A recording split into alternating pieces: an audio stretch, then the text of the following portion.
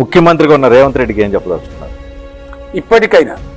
ఇప్పటికైనా బాధ్యత మీకు పెద్ద దొరికింది. మంచిగా పనిచేయండి, గంభీరంగా పనిచేయండి. ఈ చిల్లరమల్లర అపవాదులు పెట్టే శిల్పి ప్రయత్నాలు మానుకోండి. ప్రజలకు మంచి పని చేసి మంచి పని తెచ్చుకోండి. మీకు శుభం కలగాలని కోరుకుంటున్నాను. రేవంత్ రెడ్డి గారు, నేను ఒక మాట అంటాను. నేను చెన్నై మీటింగ్ పోయాను. అక్కడ మీరు ప్రతిపాదన పెడితే నేను మీ పార్టీని కాదు, నేను ఇక్కడ ఉప్పు నిప్పులకి కొట్లాడుకుంటాను. ఆడ పోయినాక నేను మిమ్మల్ని గౌరవించి మా ముఖ్యమంత్రి గారు చెప్పిన మాట కరెక్టు, 33% కాదు 36% ఇయ్యొచ్చు అని చెప్పి. ఎందుకంటే నాకు ఆ సంస్కారం ఉంది. హద్దులు దాటినాక, సరిహద్దులు దాటినాక నువ్వు మా ముఖ్యమంత్రి కాబట్టి నేను కాపాడాలి, నీకు గౌరవించాలి, నీకు డిఫెండ్ చేయాలి, అది నా బాధ్యత.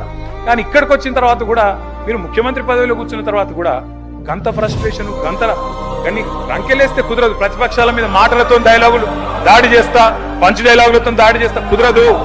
పరిపాలన అంటే పంచ్ డైలాగులు కాదు. పరిపాలన అంటే ఇప్పుడు మీరు చెప్పిన కష్టాలన్నీ ఉంటాయి.